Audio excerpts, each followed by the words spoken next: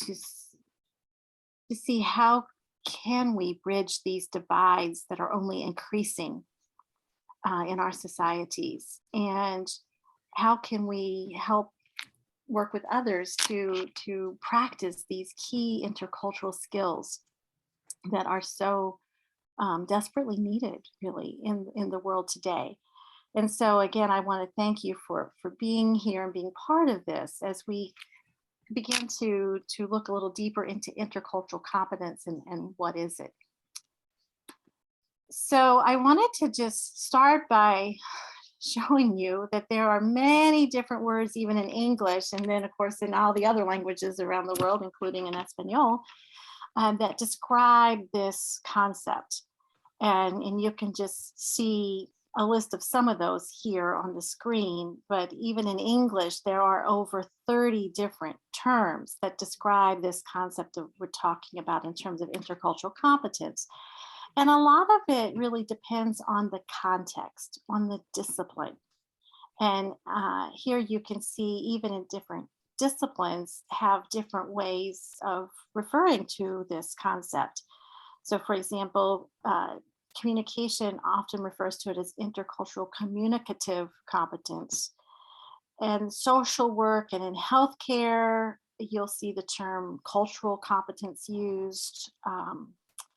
Engineering will often use global competence, but then I was with a group of engineers, and even then they were debating which term should they use. Is it global competence or something else?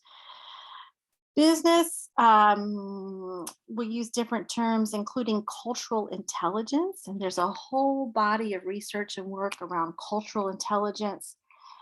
In education, and this is more the field that I am mostly in international higher education. There are many different terms used, including global citizenship, global learning. So you'll find many different terms. And interestingly, in my work at the global level, so I've been working with the Organization for Economic Cooperation and Development, OECD. The term used within the OECD is global competence. And in fact, I was one of 4 experts who worked with OECD on their PISA global competence, PISA, the Program in International Student Assessment, in which 15-year-olds around the world were given a test on global competence in 2018. And I'm happy to say some more about that at the end if you're interested. So OECD uses global competence, the United Nations prefers to use intercultural competences. So there are many different terms, and it just depends on the discipline, on the context, and so on. So while there may never be agreement on which terms we should all be using, regardless of the terms, it's important to ask what is meant by whatever term is being used. What is the definition? And so this is a question I would like to pose to all of you.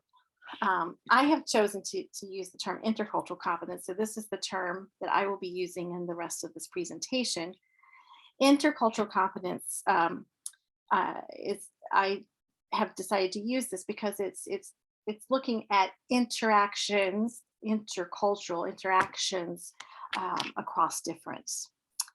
And so my question to you then is, from your perspective, what is intercultural competence? If there are particular definitions or theories that you use, or if you have your own definition, if you could take just a moment and type your responses into chat, I would be very interested, and it's fine to type in Espanol also. But how would you respond to this question? What is intercultural competence? Or, as another way of thinking about this, what is necessary for us to get along together as humans?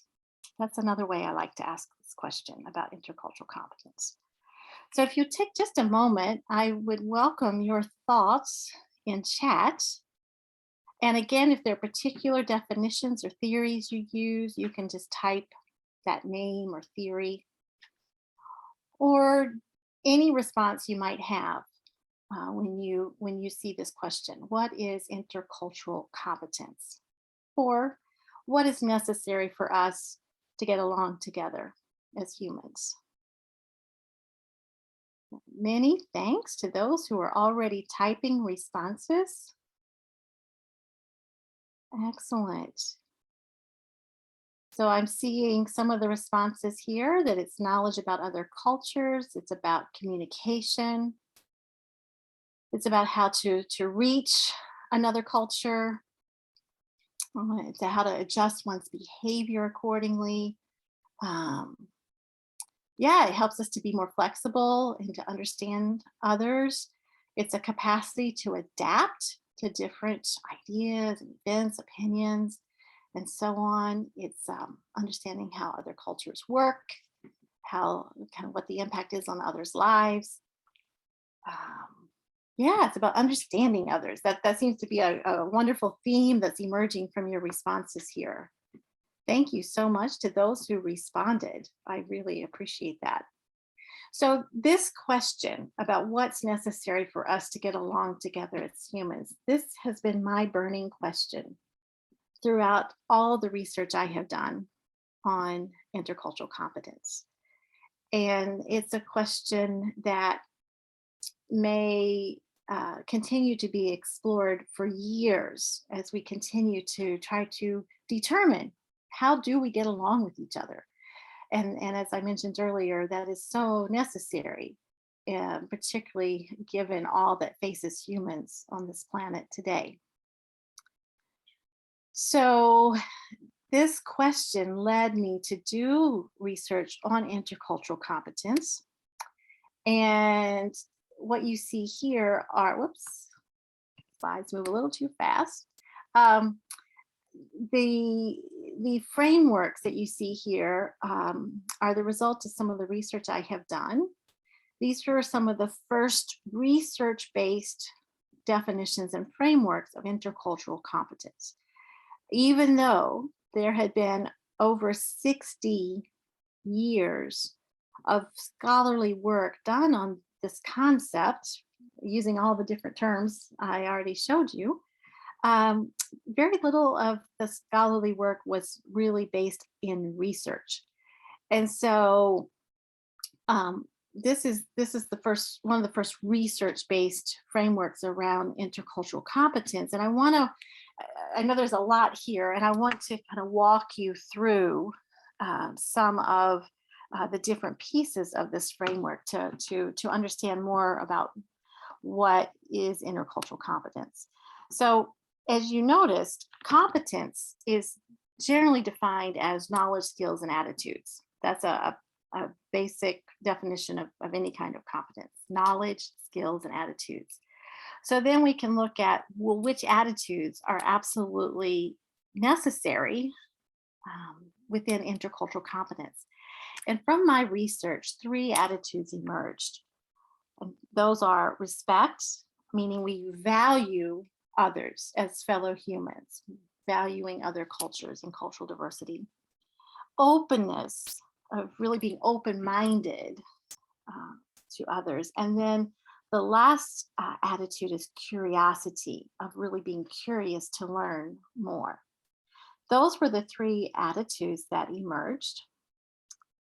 Then we look to the knowledge. What knowledge did these experts I worked with, which knowledge aspects did they agree on as being absolutely essential to intercultural competence? And here you can see there were several aspects related to knowledge. One being cultural self-awareness, of being aware of how one's own culture influences, impacts how one experiences the world.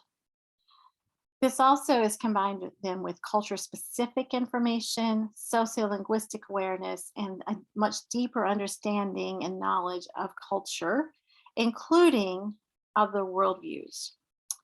And this is the only aspect in my study that all of the experts agreed 100% as being absolutely essential to intercultural competence, and that is in this worldview piece of being able to see from others' perspectives. But that's really hard to do because we are always seeing the world through our own culturally conditioned lens, right? It's where it gets back to that cultural self awareness piece. And of course, you see language mentioned there in the sociolinguistic awareness that comes up there. Then that we go on to skills and what skills are necessary. And here you see um, what seems to be fairly general skills about listening, observing, interpreting, analyzing, evaluating, and relating. And these skills really point to, first of all, the importance of listening and observing, but then also what we do with the information and how we get it, and then how we relate to others. So, those are the key skills that came out of this study.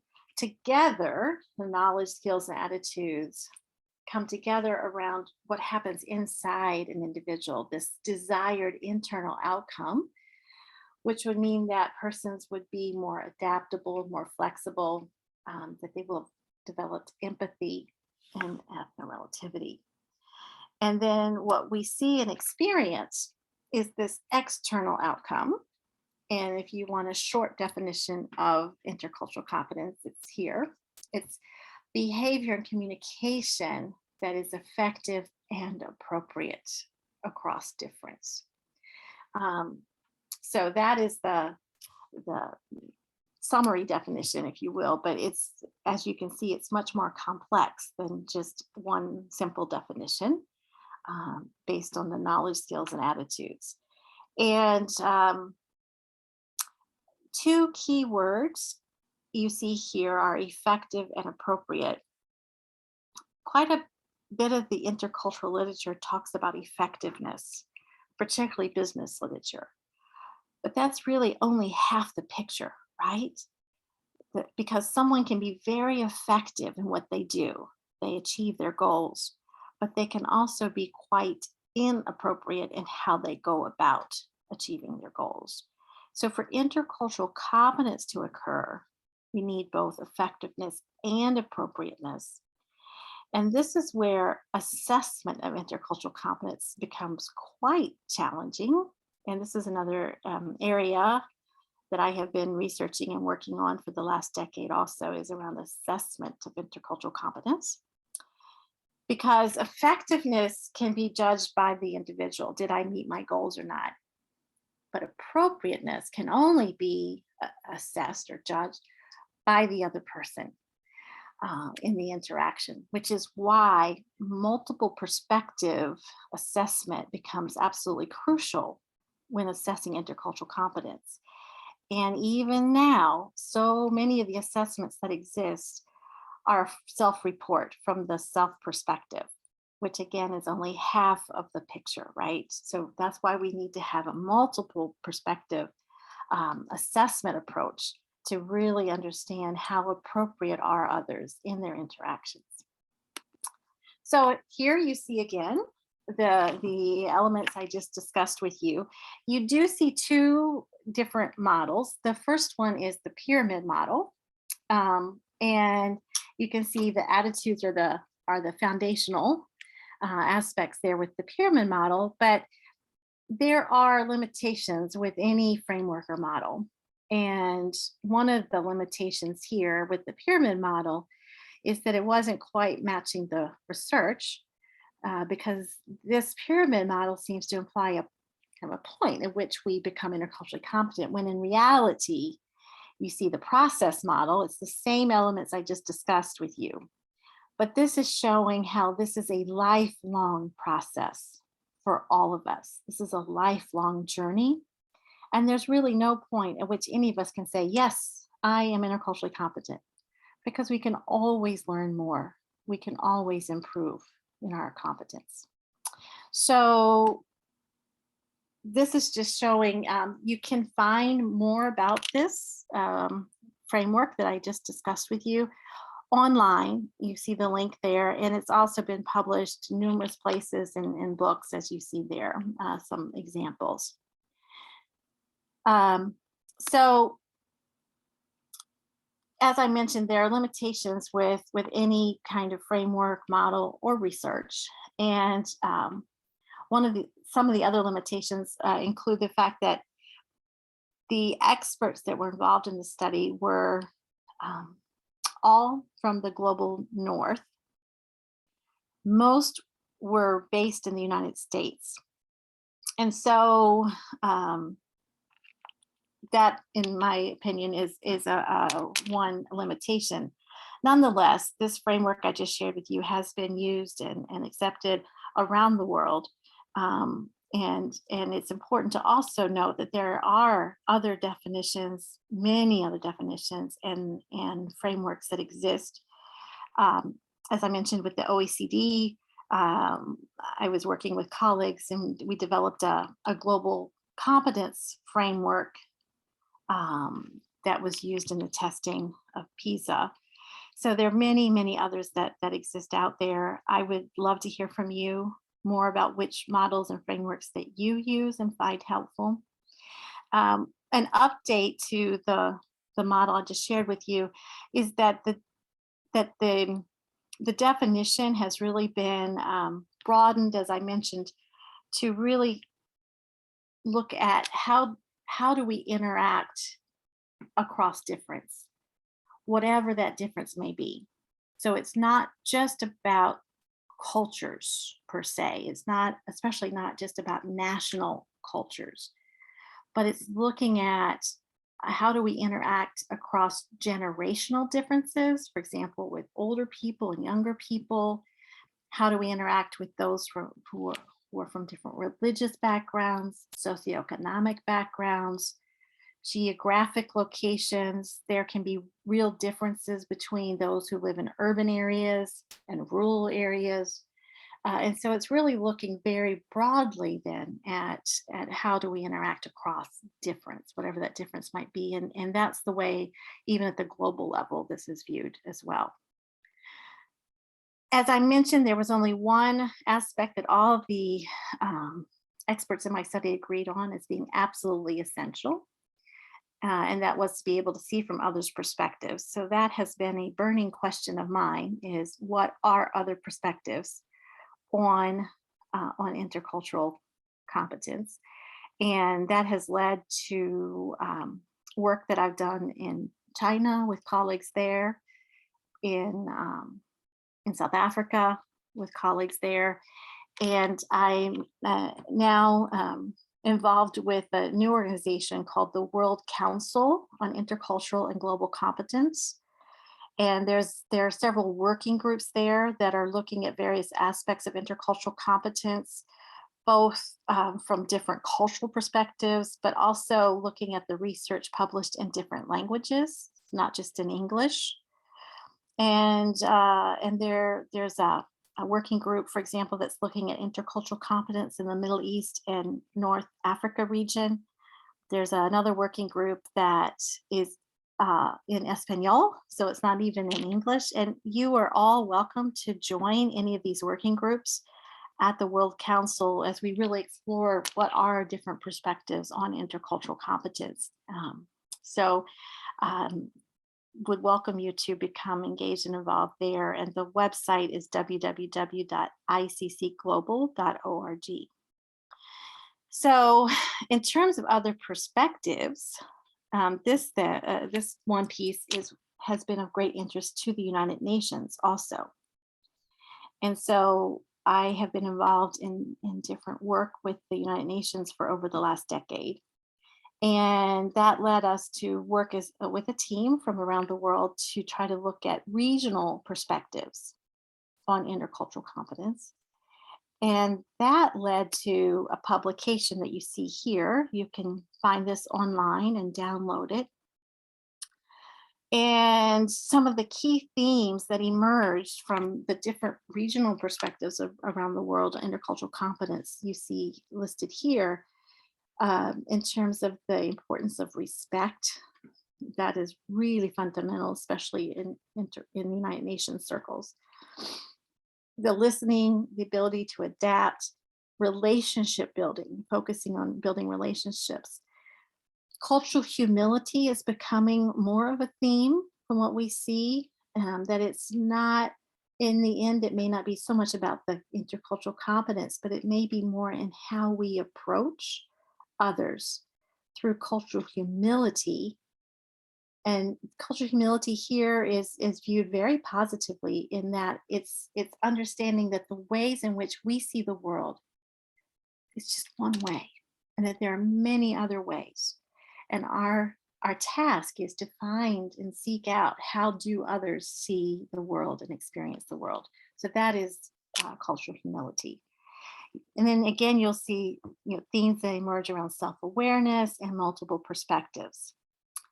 Once this publication was presented to countries, um, the response was very positive, that they appreciated this work.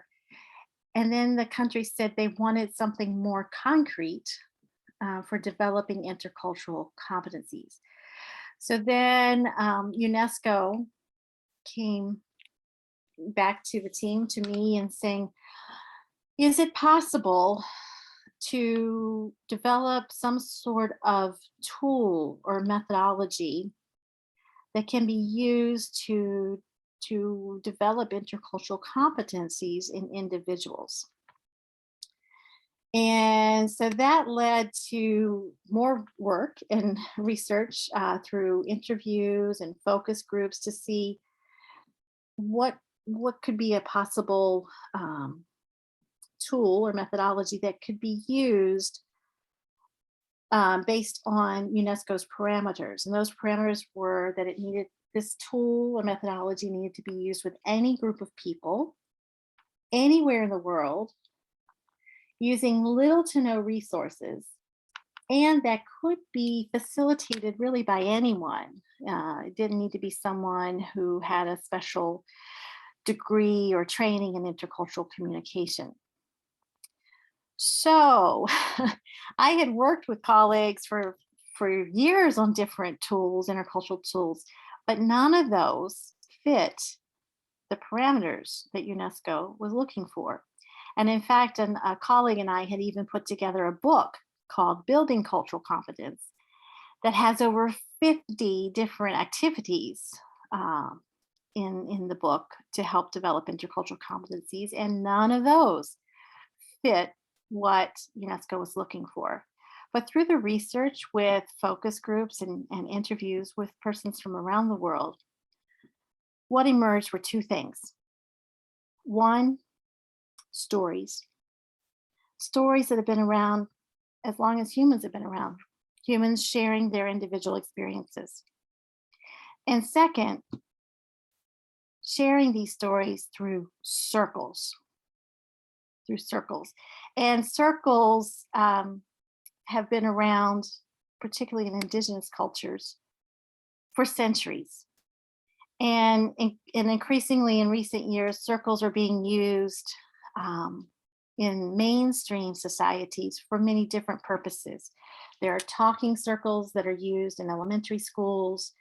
There are peace and conflict resolution circles, restorative justice circles, healing circles. So there are many different circles used for different purposes.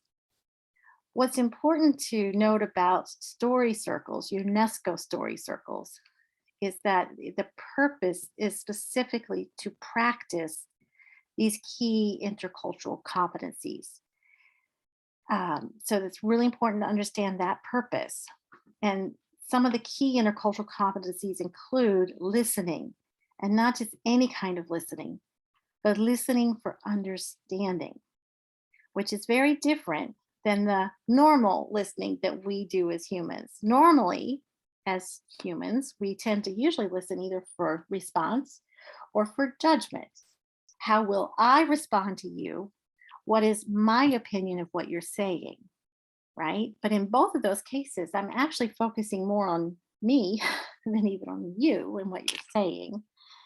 So for listening for understanding to occur, we talk about how it's really about focusing 100% on the person speaking and on the words they are saying and how they are saying those words and the nonverbal communication that's taking place. And so story circles become a wonderful opportunity to practice this key intercultural skill of listening for understanding. In addition, it's about helping to enhance empathy, to increase cultural self-awareness, to really demonstrate respect to the others who were participating in the story circles. All of the different pieces that I had named in the framework earlier of intercultural competence. So the way this works is that Story Circles has a very structured protocol. There are 3 formal rounds with prompts, with the questions that need to be responded to through the sharing of personal stories. And it's also adaptable because there are different prompts that can be used based on your context and on your participants.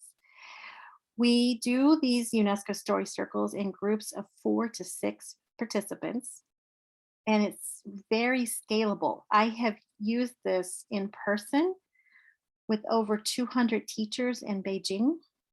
I have used this online with over 400 participants. So it's very scalable, whether it's in person or online.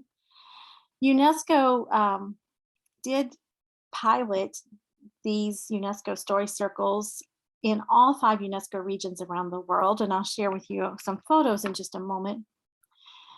And they were really pleased with how well these story circles do work anywhere in the world, with different groups of people, whether it's young people in middle school, to older people, to indigenous leaders, to educators. It's amazing how well this works with lots of different groups.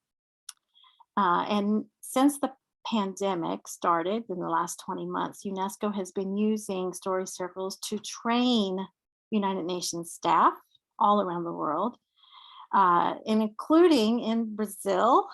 So we've used this twice in Brazil online, and in some other, I've done this in person in Colombia, and there have been some other places within Latin America where story circles have been done both in person and online. And we've had, I recall one United Nations, a person in Brazil said it was the most impactful experience they've had during the entire time of the pandemic. And generally participants are really pleasantly surprised at the depth of experience of going through story circles and how impactful this can be. It is available through an open access manual, and you see a picture there. There's a link. It looks like this, and it's available in 5 languages, including in Espanol, and it's being translated into even further languages now. There's also a brief 2-minute overview video from UNESCO, and I believe you were sent a link to that, and that's also in Espanol, that you can see kind of more of an overview of this methodology. So here are some photos of the in-person pilots that were done pre-pandemic.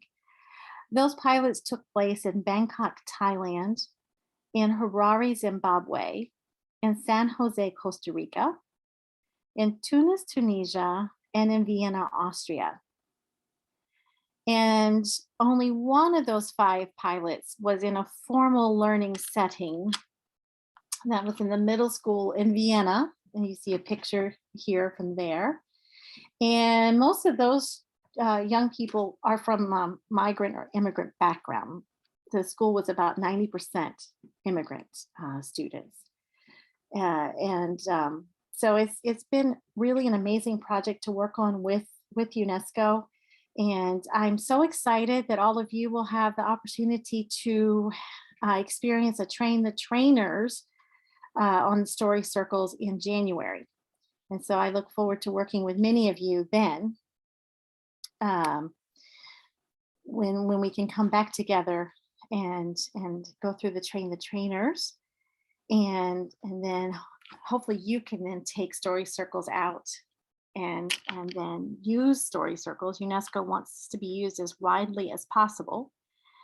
And then we'll come back together later to hear about your experiences and then to see what further questions you may have. So that's a little bit about the story circles. Um, some of the lessons that we learned, by the way, the picture here is from the last in-person story circles we did with UNESCO, and that was in Oman with educators from Kuwait and Oman in the end of February 2020, just when the world was closing. And then, as I mentioned, since we've been doing this more online, the most recent story circles training we've done with UNESCO was with peacekeepers in Mali just a few weeks ago, and they really saw the relevance of story circles given the conflict that they are currently dealing with in Mali. So some of the kind of lessons learned from participants who go through story circles, that it's really important to seek first to understand, to connect deeply through other stories. So that those stories become a way in which persons can really connect more deeply with each other. That it's so important to focus on that listening for understanding instead of the listening for response that we usually do. That the participants understand how it's important to assume positive intent in interactions and to enter into interactions with respect and with cultural humility. So those are some of the lessons learned from participants who go through story circles. And then stepping back, I just wanted to end with kind of sharing with you what are some implications then of this intercultural competence work, and possibly ways in which you can take this into your own context. First of all, it's important to not keep this as kind of theoretical individual qualities, but it's important to take this into the real world, to have real world engagement with others outside of Zoom classrooms, outside of four walls of a classroom, but to really say, what does this look like on a daily basis for each of us? And what does it mean to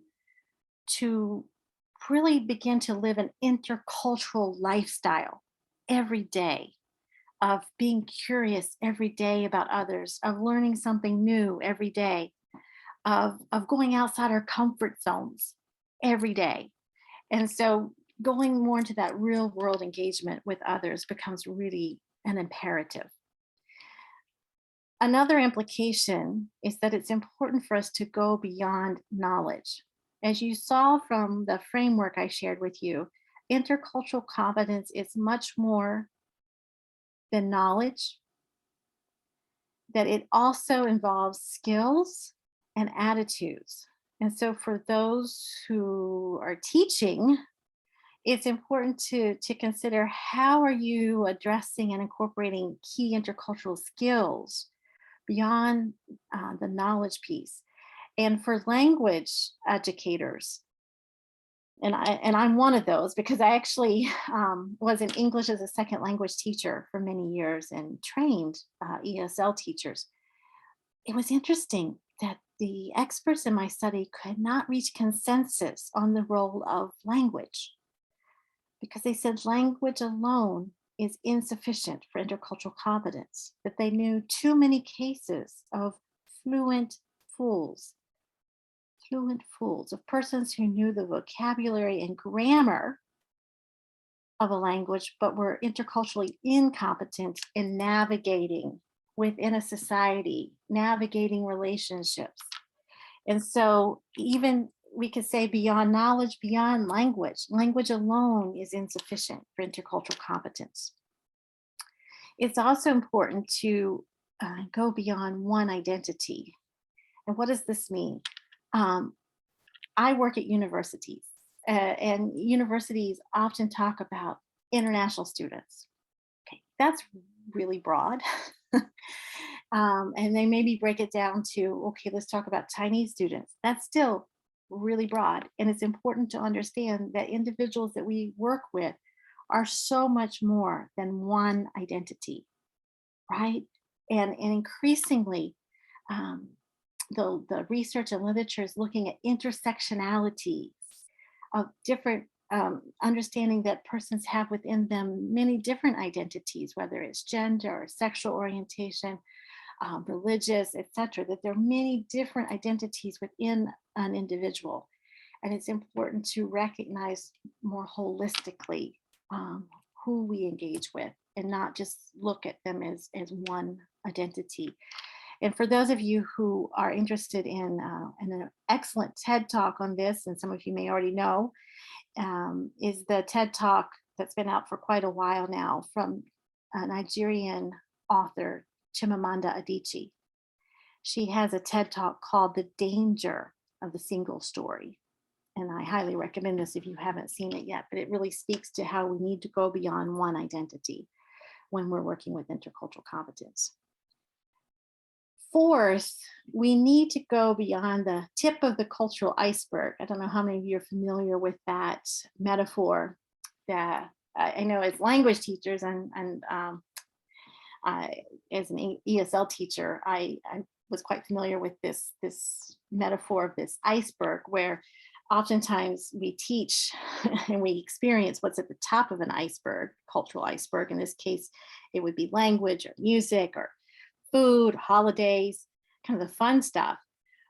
But then it's a recognition that there's so much more beneath the tip of the iceberg that really impacts intercultural competence. And that's the stuff that's often hard to teach. So much so that I actually wrote a ESL textbook called Beneath the Tip of the Iceberg to try to help my students and others understand that understanding another culture is so much more than just the tip, but we really have to go much deeper if we want to really be able to understand others.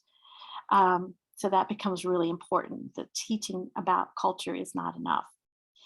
And then finally, as I had mentioned earlier, it's really important that we go beyond just looking at intercultural competence in terms of national boundaries. As a US American, Chilean, Canadian, Mexican, whatever, we have to move beyond that.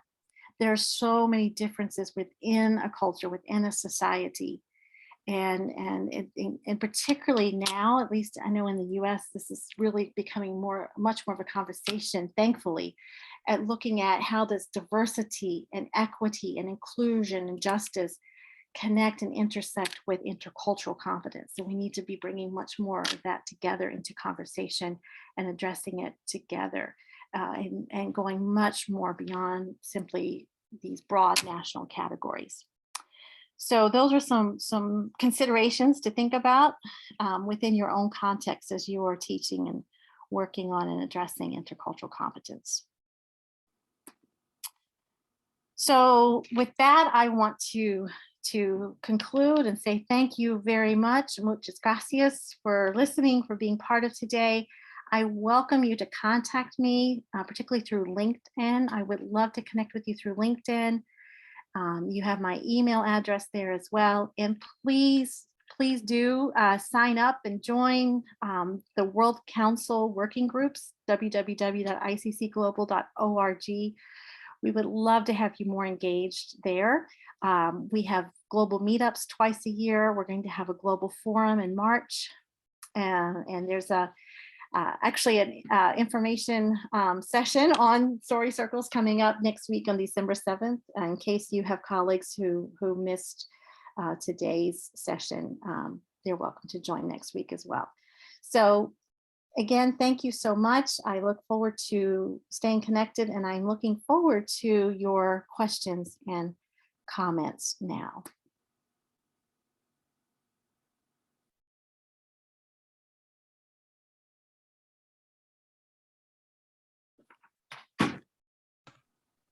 Muchas gracias, profesora Deardorff, por su interesante presentación.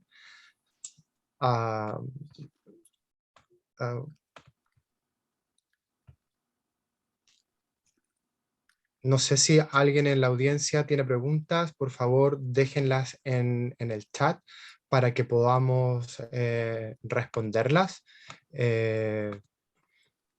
Vamos a estar atentos. Por ahora les voy a dar algunos segundos para que las puedan escribir los que tienen. Tengo una pregunta escrita en el chat Darla, no sé si puedes escucharme. Can you hear me, Darla? Yep. Super. Hay una pregunta que dice, this may not have a straightforward answer, but I was wondering, how might you prime or prepare participants before entering a story circle? Thinking about managing situation where there might be pre-existing tensions, either about a topic being discussed or between people. Yeah, so if I understood the question correctly, it's about how to prepare persons before they enter into a story circles. Yep. Yes. So there's several lessons we've learned in terms of inviting persons into story circles. First of all, it's really important how persons are invited. It's important to not call this an intercultural training. We learned that the hard way the very first time we were doing this in Bangkok, because they had invited everyone to an intercultural training. We ran story circles. When we finished, the participants said, okay, that was great. When's the intercultural training going to start? We said that was it. So it's important on how you invite persons, and we've been calling this an experience, an intercultural experience. So you invite persons to come into this. And also another key word I just said is invite. This should never be mandatory. So it's really important to be clear on how you invite persons, that they know this is a intercultural experience using story circles, and that it's for them to choose to be part of this or not. And then the setup of story circles in the beginning becomes really important. And those of you who will experience this in January will see we spend quite a bit of time going through story circles. There's some really important guidelines that must be followed. And we talk about that. We talk about the protocols, and it's very important to follow the protocols as closely as possible. And making sure that everyone understands this. And it takes about 20 or 30 minutes to really set this up with those who are participating. And so that's really important to do that, and not to just say, okay, welcome, we're going to go into story circles now. No, we have to spend 20 or 30 minutes really preparing them on the day of the story circles. Then they are in story circles. It usually takes about 45 minutes to run story circles when they're in the story circles. And then it's very important to then bring everyone back together and to debrief and to talk about what happened. And what we've found is, as long as the guidelines are followed, as long as the protocol is followed, that really helps in ensuring that it runs smoothly, and it helps to address any pre-existing tensions. Now, remember, the last thing I would say is remember about the purpose. It's really important in inviting people that they understand the purpose, that the purpose is to practice key intercultural competencies like listening for understanding. If there is another purpose, for example, in resolving conflict, that would be a different kind of circle. That would be more of a peace and conflict mediation circle. That would not be the UNESCO story circles. So if the purpose is something other than to practice intercultural competencies, then that would be a different kind of circle. And I'll give you one last example. That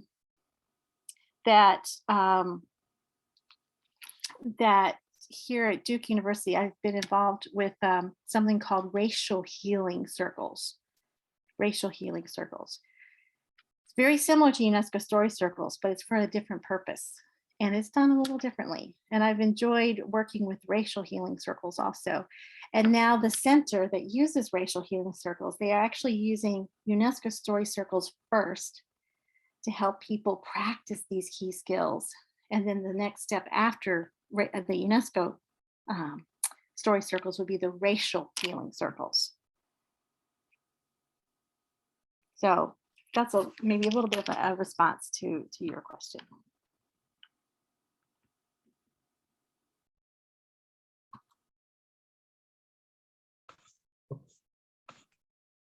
Muchas gracias. Hay otra pregunta en el chat. que dice, there's another question in the chat that says, can you tell us more? Yes, I see the question about how to organize the groups for story circles. So if at all possible, it really works best for participants to be complete strangers and for the groups to be as diverse as possible. Now, it's been done in groups where they already know each other, and that's fine too. In fact, I was invited to come do story circles with the biology department at Duke University. And so they already knew each other and worked together. Even then, we tried to make sure the groups were as diverse as possible. And so to do that, we try to pre-assign when we know who the participants are. Now, in some cases, when it's very large groups, like I mentioned, like the 400, it's not possible to pre-assign that many. And so then it ends up being randomly assigned. So it really depends on your context. But when possible, to try to make as diverse groups as possible with those who don't know each other. That seems to really work well. Yeah, absolutely. Well, we are organizing, and I just want to invite you. If you have more questions, please put them in the chat. So we have a couple of minutes left. We are organizing some story circles. Estamos organizando algunos círculos de narraciones para el desarrollo de competencias interculturales que vamos a llevar a cabo el 13 de enero, ¿cierto? En donde esperamos que sean un train the trainer, ¿cierto? Que ustedes puedan aprender a hacer estos círculos de narraciones en sus propios contextos, participando en uno de ellos. Estamos invitando a todas las comunidades de lingüistas y mediadores culturales, educadores, a que se unan a estos círculos de narraciones que llevaremos a cabo el 13 de enero, en donde haremos la dinámica completa online con diferentes participantes de diferentes partes de Latinoamérica y el mundo, y luego de eso alentándolos a todos a poder hacer esto en sus propios contextos. Luego les daremos varias semanas para que lo puedan organizar en sus propios contextos de manera local, y el 3 de marzo haremos una sesión de seguimiento para nuevamente compartir las experiencias y las lecciones aprendidas de este proceso. Es un taller del tipo Train the Trainer, ¿cierto? Es una capacitación para capacitadores, por decirlo de alguna forma, que les permitirá a ustedes aprender de primera mano sobre esta metodología que está siendo tan utilizada. Tenemos más información en nuestra página web, les vamos a enviar más información para que ustedes o las organizaciones a las que pertenecen se puedan animar a participar de esta metodología. Professor Deardorff, I'm just inviting people to participate in the story circles that we are organizing for January. And also there's one more question in the chat. Oh, yes. Yes, so thank you, Jose, for your question. And again, I would say it's important to think about the purpose. And in the case of Chile and some of the divisive and controversial issues there, you may be looking at a different kind of circle to use if you want to have participants first practice those key intercultural skills. Then you could use story circles. But it sounds like in this case, when there are when those are that kind of divisiveness and controversy, then it may be a different kind of circle that you'd want to use in that particular context. But thank you for your question, and I would encourage all of you do have a look at the open access manual. There's a lot of material, particularly in the back, that could really be hopefully helpful to you, including outlines for workshops that you could do using story circles, handouts that you could use if you're doing this in person. And then there are frequently asked questions. There are several pages of those. And then there's also a website at UNESCO where we're adding some additional information as well. So please do be in touch and keep in touch through LinkedIn. I saw a number of you were interested in the Spanish Intercultural Working Group at World Council. We'd love to have you involved with that or any others that might be of interest to you. And I look forward to keeping in touch. Again, muchas gracias. Muchas gracias, Profesora Deardorff. Thank you very much for your time today. We'll be in touch and see you in January for the Story Circle. Muchas gracias a todos y todas por haber participado el día de hoy. Espero que hayan disfrutado y aprendido de la presentación del día de hoy.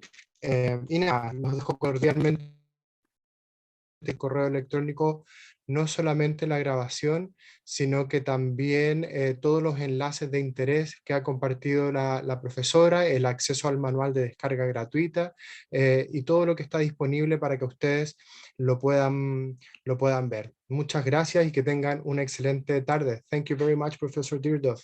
Have a nice day.